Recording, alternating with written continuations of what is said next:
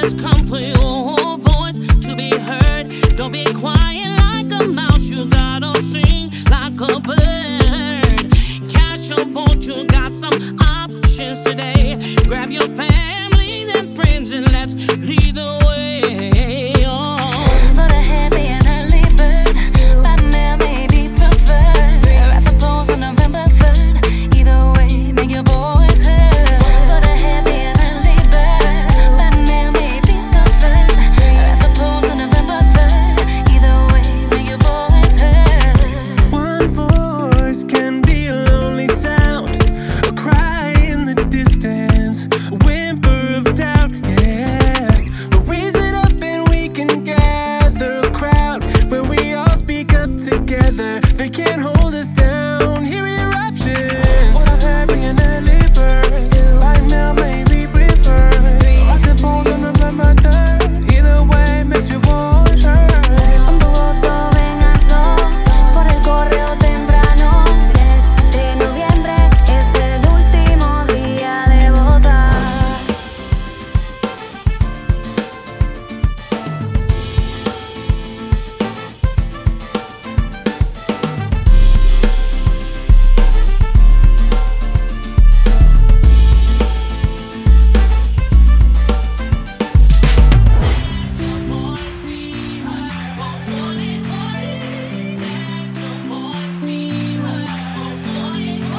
What do you need at a voting site? Just be a listener. License the D or Florida ID.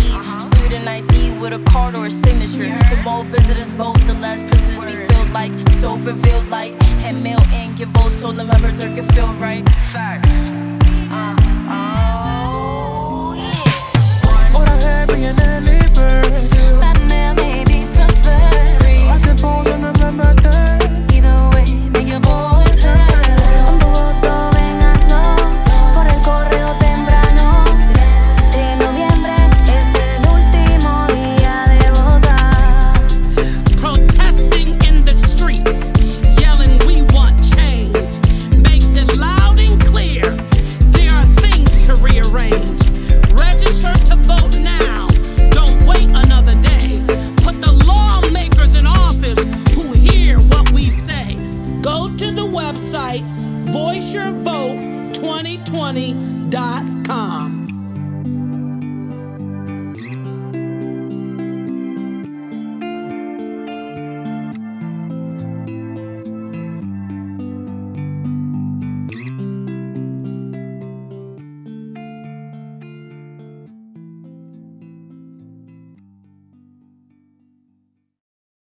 Good evening, everyone, and welcome to Voting is Our Voice.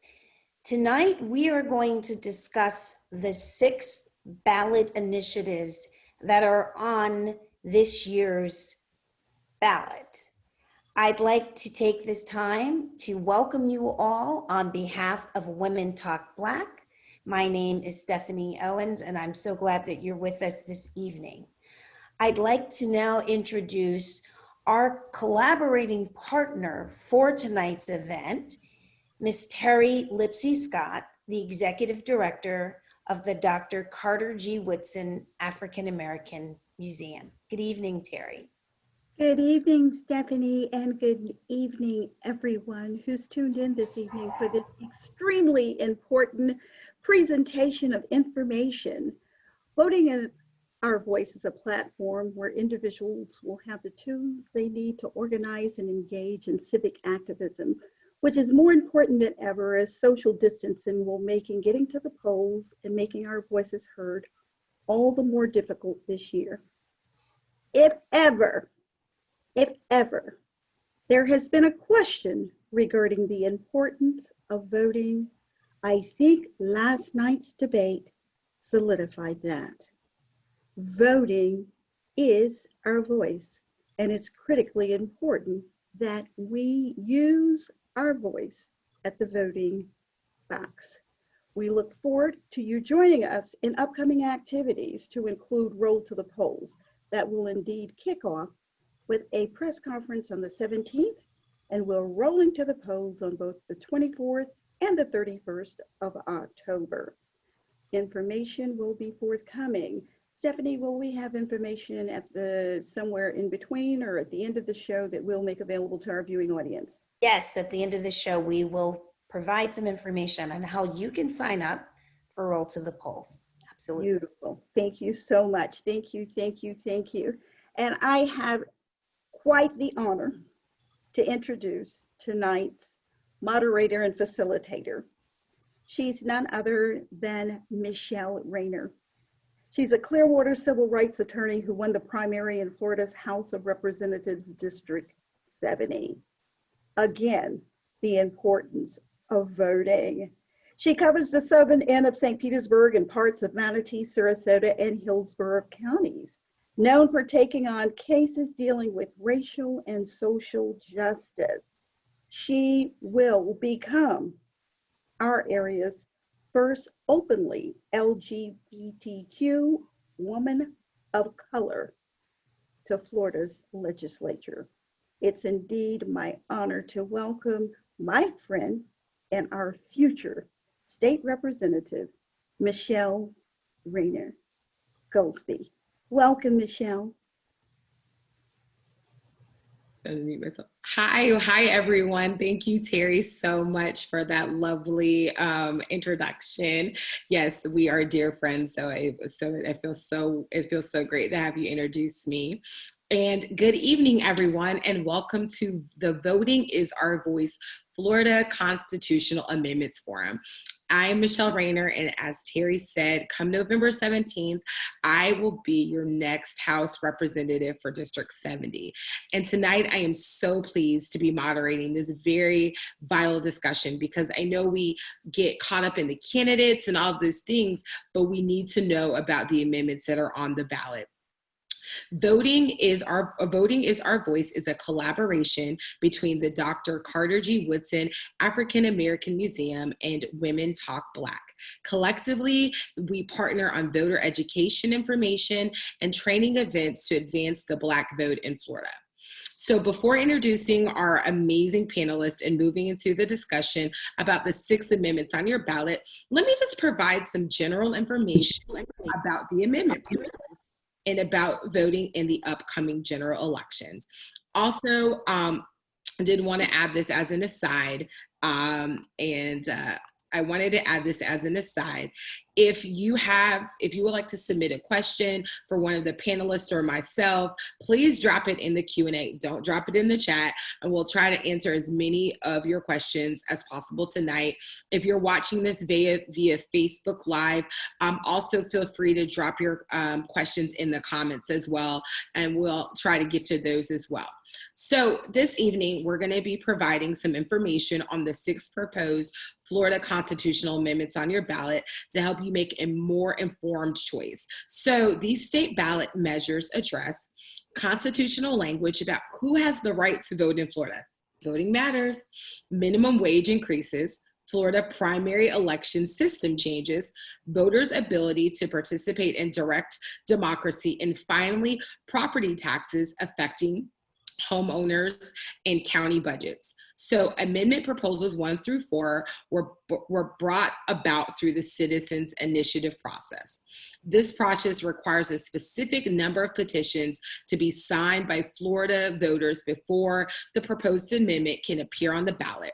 Constitutional law states that the number of signatures needed is based on 8% of the voters who cast ballots in the last presidential election. So that amounts to between 8,000 and 1 million signatures. In addition, the signatures must come from voters in at least 1/2 of the congressional districts of the state. Amendments 5 and 6 were proposed by the Florida legislature by joint resolution. And I want to make sure I can provide a little bit more information on that. This is the only way the legislature can hold on, I'm like trying to get to my document, sorry. Only way the legislature may propose amendments to the state constitution. The resolution must pass each house by 3/5 of vote of the membership. A joint resolution is also used for redistricting. Once again, y'all, this is why voting in these amendments are so important and why this, panel is so vital. When voting on ballot amendments, it's helpful to understand the difference between the process for amending the U.S. federal constitution in contrast to amending Florida's state constitution. Amendments to the federal constitutions are numbered and placed at the end of the document, just like addendums. This is why the U.S. Constitution has the First Amendment, Second Amendment, and so forth and so on. Whereas proposed amendments to the Florida Constitution were assigned a ballot number and only for the purposes of voting. Once a state amendment passes, the ballot number is not carried forward into the state constitution. So rather than adding amendments to the end of the state constitution, voter-approved amendment language is added directly to the text of the constitution. Or it replaces wording already found in the Constitution. And so this is why, for example, you'll see an amendment numbered 4 on the 2020 ballot, which is totally different than the language that may be actually in the Constitution. Hold on. I want to make sure I tell you the right information with this. Hold on, my Zoom is acting up, y'all. I apologize. It's trying to make me go to full screen when I need not to. Okay. And so any proposed amendment to the Florida Constitution requires at least 60% of approval by the voters in the state of Florida. And this 60% voter approval is referred to as a supermajority vote. So now that I've covered the amendment process, I'll share with you some important election deadlines, dates and deadlines. So October 5th, if y'all have a calendar, if y'all have your cell phone, if you have anything, October 5th, highlight it, circle it, tell your mama, tell your friends, October 5th is the deadline to register to vote. That is our deadline. If you are not registered to vote by October 5th, you will not be able to participate in the upcoming election. And you can do it online. So in order to avoid mail delays or anything like that, you can go online and you can register to vote. Also, to avoid mail delays, we recommend that you target October 13th as the latest date to request a mail ballot to be mailed and to return your voted mail ballot by mail if you haven't already. So if you have requested a vote by mail ballot, or if you need to request a vote by mail ballot, please make sure you do that by October 13th. As we know, there's situations going on with the mail, right? And so we want to make sure that everyone has the opportunity to vote. Also, there's a couple more dates. Also, early voting will be available October 19th through November 1st from 7 a.m. to 7 p.m. And this year, there are 5 early voting sites in Pinellas County. And also, if you feel the need, I'm an election day purist, so I like to go on election day. So if you feel the need, you want to vote in person on election day, please make sure you do that on November 3rd. And even if you are waiting in line and you get there at 6:50, you wait and you stay there. If you are in the line, they have to allow you to vote. So those are the dates that I want to leave with you. Now, I would like to welcome and introduce our 4 amazing panelists with us this evening to discuss the ins and outs of the 6 proposed amendments to the Florida Constitution. So first, I will introduce Dr. Idelia Phillips. She will lead us in talking about Amendment 1. Dr. Phillips had earned a PhD in public health from the University of South Carolina. She's currently serving her 4th term as the president of the Hillsborough County Chapter League of Women Voters, and also serves on the Hillsborough County Commission on the Status of Women. As an owner of Pro-Phil Consulting, Dr. Phillips is an educational consulting services provider specializing in grant writing, curriculum development, program review, and assessment. Rick Hoye, he will follow Dr. Phillips and will cover Amendment 2. Mr. Hoye is the AFL-CIO chair of the Florida Future Labor Leaders, the first vice chair of the Broward County Democratic Party. He's also an educator teaching middle school social studies in Broward County. God bless you, Mr. Hoye, and was formerly a detention deputy at the Broward Sheriff's Office, as well as a law enforcement officer for the Detroit versus everybody, Detroit Police Department. And following Rick, I will be sharing information about Amendment 3. Also, we may have with us, joining us tonight, Attorney Karen Skyers. And if she does join us tonight, I will introduce her. But if she's unable to do that, Mr. Hoye will be covering Amendment 4. And then finally, Dr. Phillips will round us out with Amendments 5 and 6. So y'all, welcome the panelists, and thank you so much for being here. And let's, Dr. Phillips, let's dive in immediately to Amendment 1 so you can help us understand what's going on. Good evening, everyone, and thank you. The Florida Amendment number 1 is entitled Citizen Requirement for Voting Initiative. The Florida Constitution currently says every citizen of the United States who is at least 18 years of age and who is a permanent resident of the state, if registered as provided by law, shall be an elector of the county where registered. This amendment proposes to change one word of the current Constitution to state that only a citizen of the United States who is 18 years old or older is a qualified elector in Florida, replacing the word every for only a citizen of the United States. Now, passage of this amendment, Amendment 1, would make no substantive change to the Florida Constitution, which already limits voting to U.S. citizens. By definition, a constitution that specifies who may vote automatically says who may not. Critics say that there are very few instances where non-citizens are purposefully on the voter rolls and voting, citing a 2012 investigation of 180,000 names of the 13 million registered voters in Florida by the Secretary of State and county election officials. The investigation uncovered that only 85 names on the list were not eligible to vote. Supporters say they want to ensure that elections are preserved for committed citizens of the United States, that non-citizens are prevented from voting now and in the future. If you vote yes, you would support amending the Florida Constitution to state only a citizen of the United States who is 18 years old or older can vote in Florida.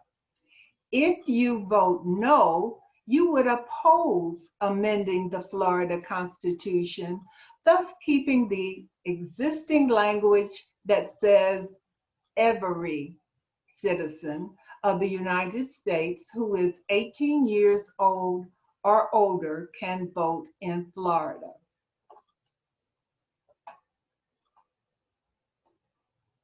Do we have any questions?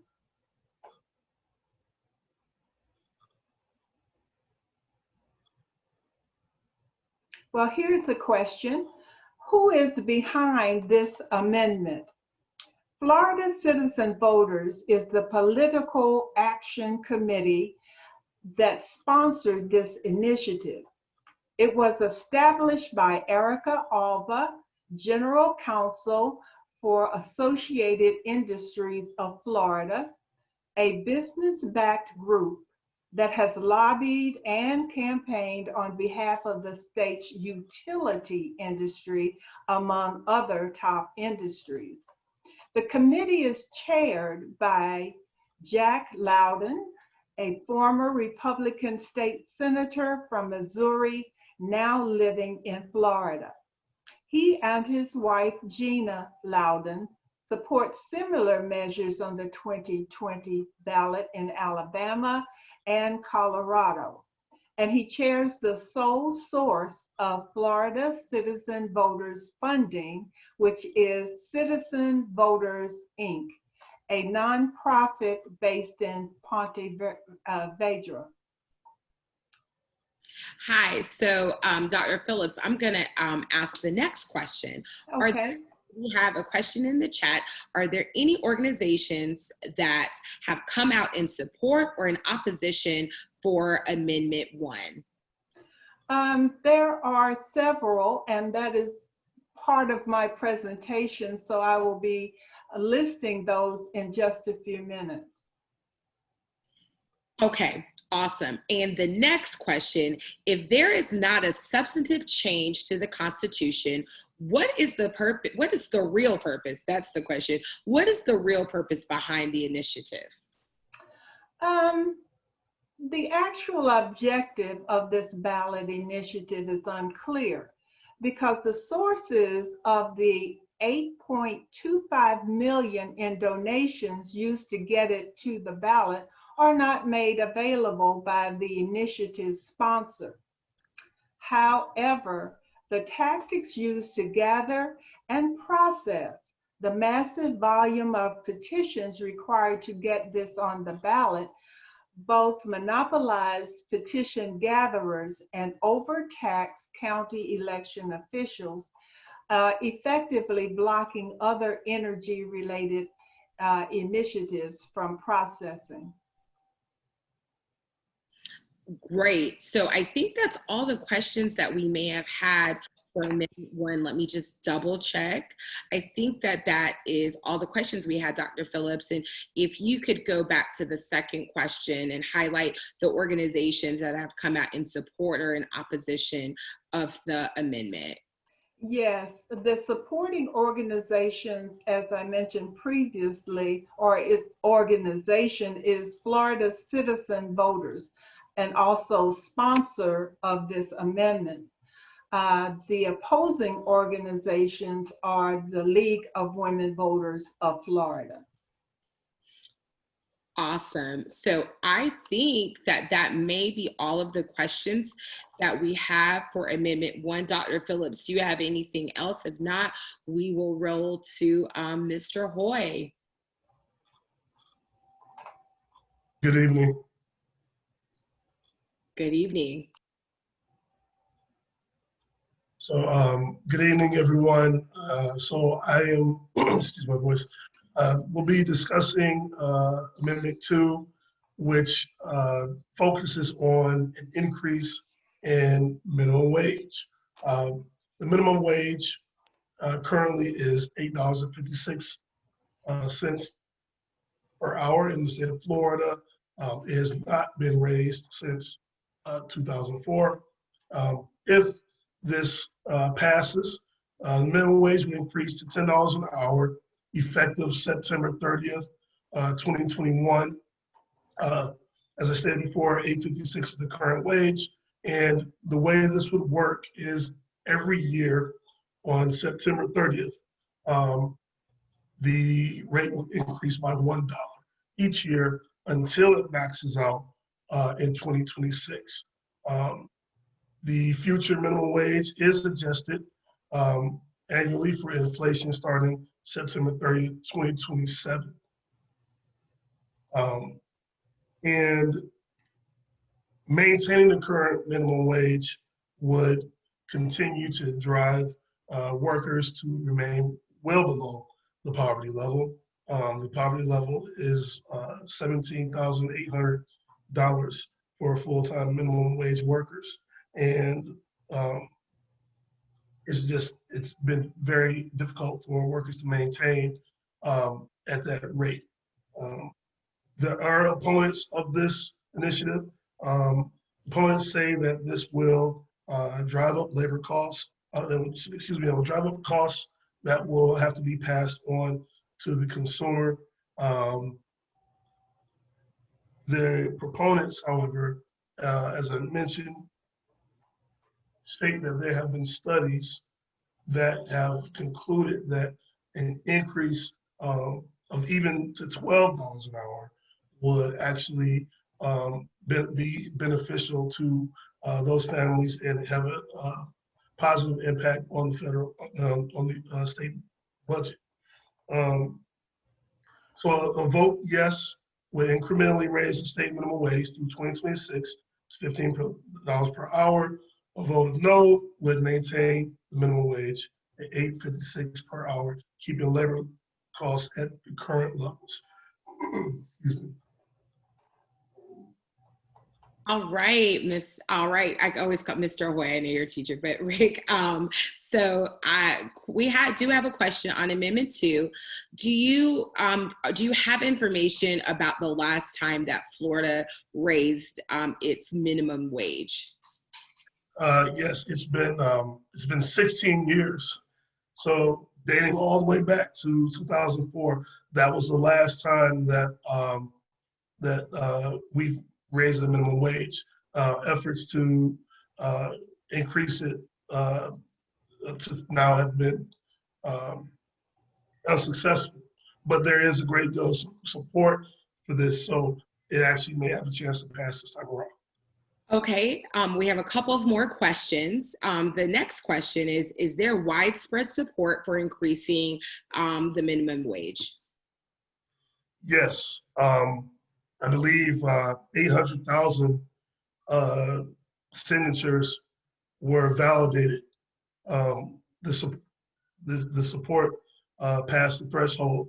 So there is a lot of buzz, especially in this economy. So there is a great deal of support. Some of the supporting organizations are the Florida AFL-CIO, Florida for a Fair Wage, Organized Florida, and the League of Women Voters also got behind this proposed amendment. Okay, and so we definitely have a couple more questions coming in hot for Amendment 2. The next question is, would increasing the minimum wage, would it have a detrimental effect on job growth? No, it would not. That is a long used tactic by supply side to essentially scare workers and consumers. It will not have a detrimental effect. In fact, there are other companies, some of our bigger companies like McDonald's, Costco, Target, they've already gotten on board with raising wages. So, and they have not reported any significant losses. So, no detrimental effect. The businesses will be fine. Sorry about that. My dogs wanted to say hi, y'all. There's a question. Would an increase in the minimum wage to $15 per hour reduce the dependence on public assistance? Yes, it would. It would save billions annually. In fact, the savings actually may even go north of $20 billion, according to studies that are out there. So. Wow, that's interesting. That's even information I didn't know. So Rick, do you have anything else that you want to add to Amendment 2 before I roll into Amendment 3? No, Amendment 2 is pretty straightforward. It essentially, it nearly doubles what the minimum wage would be over the course of the next several years. It gives us time to adjust to it as a state to the incremental changes. This does not have a heavy immediate impact, but this is something that we think can happen. Awesome. So I am going to be talking about Amendment 3, okay? And so the title is Florida Amendment 3. The title is All Voters Vote in Primary Election for State Legislature, Governor, and Cabinet. So this amendment proposes to replace Florida's closed primary partisan elections for the governor, state cabinet, which would be the Attorney General, the Commissioner of Agriculture, and Chief Financial Officer, and the legislature, with a single primary in which all voters would vote regardless of party affiliation, and all candidates would run on a single nonpartisan primary ballot, regardless of their party affiliation. The top 2 vote getters would move on to the general election. Congressional, presidential, and local partisan races would not be affected or be included in this amendment. Adopting the top 2 primary election system for electing the Florida governor, cabinet, and legislatures, folks, the proponents of this amendment believe it would increase voter participation by allowing an estimated 3.4 million voters not currently affiliated with a party to vote in primary elections. Opening primaries in this way could produce more competitive state races and attract moderate candidates and to run for state office. Further, the top 2 system would close the current write-in candidate loophole in which the unqualified write-in candidates are able to trigger a closed primary by simply entering a race for a state office, in which only candidates of a single party are running. However, a top 2 primary system could, and it is believed, would potentially lead to fewer minority candidates being elected to serve and represent their constituents in the Florida legislature. It may also result in 2 candidates from the same political party running against one another in the same race in the general election. Top 2 primaries would require a third-party candidate to compete at the primary level to secure a spot. Let me see if there's any other information that I need to share before we jump into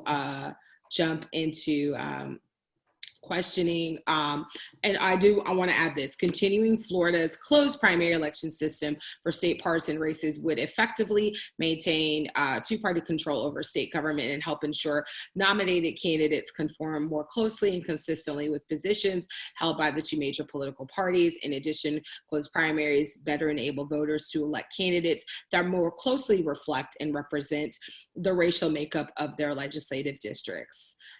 And so obviously, if you vote yes, you would support opening it. If you vote no, you would essentially say that you would keep it the same. So before I go into the support or in the opposition, let's see what questions I may have. Okay. How does this impact minority representation? Can you clarify on the consequence? So essentially what would happen is that it would literally let me kind of take it this way. Both the federal 1965 Voting Rights Act and the 2010 Fair Districts Amendment to the Florida Constitutions require that racial minorities be able to elect candidates of their choosing and who reflect their communities. So for instance, in the community that I represent, District 70, we could potentially have folks who do not represent the makeup of the community, not only the makeup racially, but the makeup party-wise as well, be the top 2 vote getters, and they could go to the Florida legislature. And so Amendment 3 mandates that Republican and independent voters would participate in elections,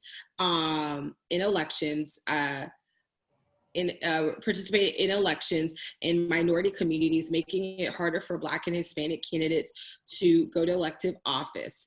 And also the other issue that I think is relevant to bring up, Amendment 3 threatens to undo important progress made for minority representation. So there is another question, I think, for Amendment 2. Hold on. Would implementing this cost money? Actually, Florida's Financial Estimating Committee said open primaries would cost local jurisdictions $5.2 million to $5.8 million for each of the first 3 election cycles occurring in even number years. And after the amendment's effective date, the cost of each intermediate years dropping to less than $450. Burhan's dispute these estimates, saying there would be little to no extra cost. However, I think that that is clear there would be. And so I did want to, is there any other questions on this? I did want to address who is in favor of it and who is against it, if we could get to that slide. So the supporting organization is All Voters Vote and Florida Fair and Open Primaries. Opposing organization, and you see if all of these people are on the same list: ACLU of Florida, AFL-CIO, Democratic Party of Florida, Florida Conservation Voters, Florida Chamber of Commerce, Green Party, League of Women Voters, Organized Florida, the Republican Party of Florida, People Over Profits, and Florida People's Advocacy Center. Also, I will tell you the Legislative Black Caucus for the state of Florida is also opposing this amendment as well. So I think that that's all that I have on Amendment 3. I do not see Karen here. So Rick, I think we kick it back to you. Not a problem. Not a problem. Okay, so Amendment 4, excuse me. So Amendment 4, overview, voter approval of constitutional amendments is the title. The originator is the Citizen Initiative, and the sponsor was Keep Our Constitution Clean. So this would require all proposed changes to Florida amendments to be approved by the voters in not 1, but 2 consecutive general elections before it can take effect. It also applies the current 60% voter approval for passage requirement to both elections. So you don't have the luxury of clearing one hurdle of 60 and then going to a simple majority. It must be a minimum of 60% each time. This greatly increases the difficulty for voters to amend Florida's constitution through participation in direct democracy.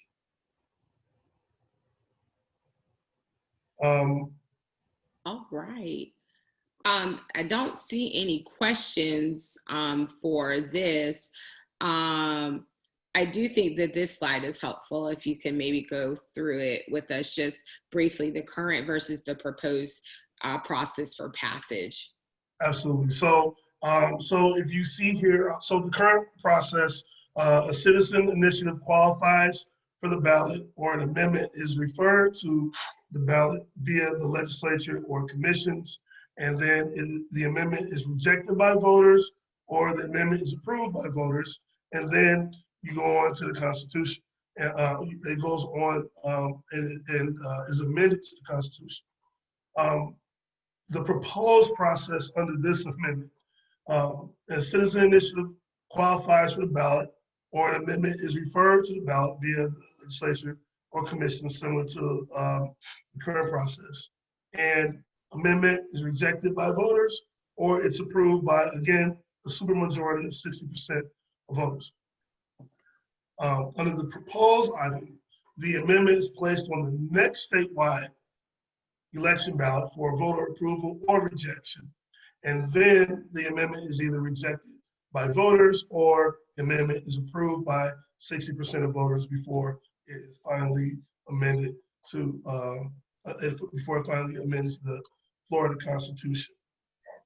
So Rick, this is a really good question. And I think that in light of everything that, has been going on, the question is, do we feel that this proposed amendment is in retaliation of the victory on Amendment 4, which we know allowed returning citizens the right to register to vote? Yes, so this is viewed as a direct attack on Amendment 4, and so the irony is that this is also numbered as Amendment 4, and you know the crafting behind these amendments are genius. Okay,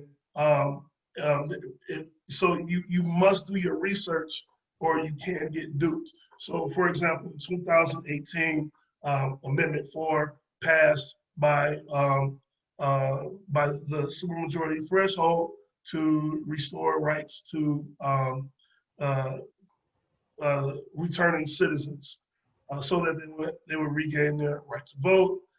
This is seen as an attack on Amendment 4, in retaliation, as you say. And the Chamber of Commerce, for example, the Chamber of Commerce, Florida Chamber of Commerce is one of the main proponents of this. And the alignment to Florida, similar to some of the other amendments, tends to often follow along some of the same lines, fortunately or unfortunately, depending on your particular stance. Okay, and so there's another question. Has there already been laws passed by the legislature regarding citizen initiatives? So the answer is yes. There was a law passed in 2019 that already made it more difficult to get petitions on the ballot, okay? This is a way of having a backup to the backup plan, so to speak, by putting it into the Constitution, because the Constitution, as you know, they're so ironclad. They're already difficult to amend, and it's that way for a reason. But this just puts another barrier in the way, unnecessary barrier in the way, and it already would require, for example, for more signatures to be required, collected and validated. So the threshold of valid signatures after they've been reviewed, okay, and accepted, has already been increased last year by the legislature and signed into law by Governor DeSantis. And in order to get judicial review from the Supreme Court, for example, the Florida Supreme Court, you would have to get more authorization just to get this in front of a judge. Okay, so real quickly, and then there's a couple other questions. I do want you to go through, I think there's some more information attached to Amendment 4. Can you go through to what a yes vote would mean and what a no vote would mean, and who is in support of that? Right, so a neat little recap. A vote of yes would require voter-approved constitutional amendments to be approved by voters at a second general election to enact the amendment. A vote of no would maintain the current requirement of 60% vote of voters approval in a single election for passage of the constitutional amendments. Okay, great. And then this is a last question, and I think I may have touched on this earlier. How do amendment numbers get assigned? If I'm not mistaken, and someone who is more learned than me, I don't think that there's any, I think it's randomly. I think it's as they come in, but I don't think it's anything that's like nefarious with that. Someone who is probably more learned in this process can answer, but I don't think that it's anything like, we're going to make this one Amendment 4 because this was Amendment 4. I think it's as they come in, as they meet the requirements, that is how they get assigned. But if someone else would want to answer that, that has more knowledge than me, I welcome that. Okay. Dr. Phillips, do you know how they get assigned? I'm sorry. Yes, either you or Rick. Do y'all know? Oh, I'm sorry. Yes, I was waiting for you to finish. Sorry. So it depends on the order. It basically just depends on when they're submitted. Once they've passed the threshold and the signatures have been validated. Perfect, perfect. And real quick, before we close on Amendment 4, is there anything else, Rick, that we need to add or you need to share, or do you think you pretty much covered that? I would say that's pretty much it. Just don't get confused with the previous Amendment 4 that got so much publicity, even in the years leading up to 2018.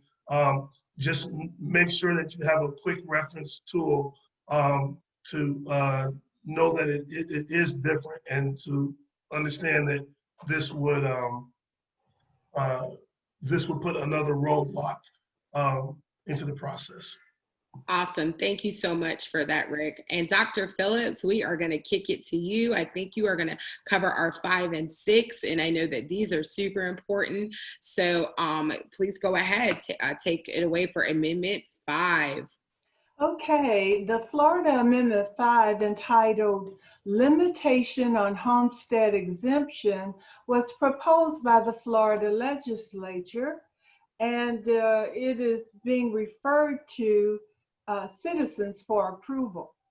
This amendment would increase from 2 years to 3 years the period of time that homeowners have to transfer their Save Our Homes benefits from a prior home to a new home. The difference between a home's adjusted value and the appraised value is the Save Our Home benefit. Currently, if a person moves to a new home, they have 2 years to transfer this benefit to the new home. If you vote yes on this amendment, you will support extending the period during which a person may transfer Save Our Homes benefits to a new homestead property from 2 years to 3 years. A vote no will oppose extending the benefit from 2 years to 3 years. The supporters of this amendment include the Florida legislature and the Tampa Bay Times editorial board. Opponents of this amendment say that it could negatively impact the property tax base and reduce funding available for local schools and other services like police, fire, and infrastructure. Furthermore, opposers believe that the property tax law should be left out of the Florida's Constitution in a way that more fully preserves local government's control over county budgets and their ability to efficiently respond to current and future community needs, especially during emergency situations such as hurricanes. Thank you, Dr. Phillips. And I don't know if you have, I think, oh, there's a question. So, and you definitely cover this, but if you could, and maybe just in layman's terms for people like myself as well, what is the Save Our Homes benefit? Well, the Save Our Homes benefit was approved by the voters in Florida in 1992, and it was put into effect in 1995. And this amendment places a limitation of 3% on any annual assessment increases on homestead properties in Florida. Great, thank you so much for that. And we do have another question. Do we know the true economic impact of this amendment for the state of Florida? Well, a House staff member analyzed the data if this amendment is approved, and this amendment will or would reduce local property taxes by $1.8 million beginning in the fiscal year of 2021 to 2022, And that amount eventually would grow into an annual reduction of $10.2 million. So it definitely will have an impact on the monies coming into local governments. And in addition to that, it kind of ignores home rule. So if it's put into the Constitution, as I said, it ignores home rule and it allows the state to make the decision with regard to the extension. Yeah, I was going to ask you that because of, the reduction in property taxes, that also means a reduction in city and local governments, as well as things for schools and those kinds of things as well, correct? Correct, yes. Okay, and you're right about home rule. So it kind of does shift, just the, of local government to be able to determine what they need to the state. So I don't see any other questions.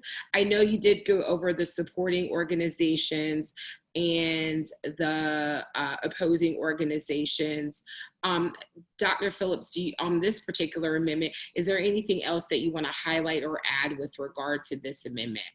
Well, my main concern is ignoring home rule and not allowing local counties to set their own tax bases in order, as I said before, to prepare for emergencies, monies going to schools and county infrastructure. So, it bears repeating. Yes, and so we do have two more questions. And real quickly, can you just explain for folks who don't know what home rule is, like what it is?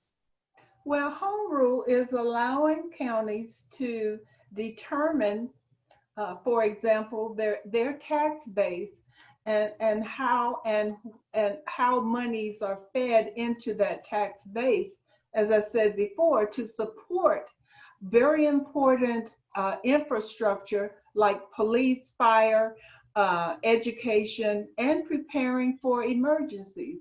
Because, by the way, the hurricane season has not ended. Correct. And this actually, what your explanation actually goes into the next question. Does it make it harder for county officials to have resources in emergencies if this amendment were to pass? Well, if you'll recall, the monies, the reduction of monies from $1.8 million to $10.2 million, I think that reduction speaks volumes in terms of how local governments can fund very important infrastructure. Okay, and so we have a couple more questions, and these two are actually somewhat similar. It says many people of color do not own homes due to systemic racist lending practices. How should people of color be looking at this? And I think this question also would go with this, Dr. Phillips, if you can answer it. I guess with that being said, also, how does this affect, folks who believe that defunding the police is the right process and the right way to move forward? So I don't know if you could speak to those questions. Well, personally, I don't believe defunding the police means diminishing some monies in the police budget. What I think it means is coming up with different strategies to support the various law enforcement issues. For example, one law enforcement agency plans to hire social workers to more effectively deal with issues related to a person's mental state. But that's just my take on what defund the police means. It means diverting monies within the current budget to fund things that will have a lasting effect on how law enforcement reacts to various situations. Okay, and so how, the other question, part of that question is, how should people of color be looking at this amendment? Well, it depends. If the person is a homeowner, I would advise them to think very carefully regarding the reduction in monies for infrastructure. Because as I said, this reduction could impact the monies available for things like education, um, uh, being able to divert monies for emergency situations, etc. So it's just a matter of thinking and analyzing what this particular amendment means to a community, to local government. Gotcha. And then this other question that we do have, and it said, could this amendment be handled by the legislature instead of being placed in the Constitution? So if this is something that could be passed, a bill passed, and still, instead of it being constitutional, is there a distinction with that? Well, if it's added to the Constitution, it's binding. But if you allow home rule to exercise its privilege, its right, I don't know if privilege is the right word, but allow local governments to make their own decisions. No county governments are the same, their issues are not the same, and therefore it requires local government the ability to make their own decisions. Gotcha. Okay. And I think that we're kind of getting into the minutia that's a little way, far away from the amendment. But I will answer this: why is placing the law in the Constitution binding? So essentially, when a law is in the Constitution, that is the governing document of a state, of a country. So unless that law is amended or a law is repealed, that it makes it binding. We have to abide by that. So that is what all of these amendments will be. It will be in the Constitution. It makes it binding. But for that constitutional statute being either amended or repealed, it is what we have to do per law. So hopefully that explains that question. Dr. Phillips, go ahead and take it away on Amendment 6. All right. The Amendment 6, entitled Homestead Property Tax Discount for Spouses of Deceased Veterans. And this amendment was proposed again by the Florida legislature and is being referred to citizens for approval. Now, this amendment would allow a homestead property tax discount to carry over to the surviving spouse of a deceased veteran who had permanent combat-related disabilities. The discount would take effect January 1st, 2021, and remain in effect until the spouse remarries, sells, or disposes of the property. The exception being certain conditions, and those conditions were not listed here. A vote yes on this amendment would extend additional tax relief to surviving spouses of deceased veterans. A vote no on this amendment would oppose allowing a homestead property tax discount to be transferred to the surviving spouse of a deceased veteran. Supporters of this amendment include both chambers of the Florida legislature, and the legislature referred to this initiative.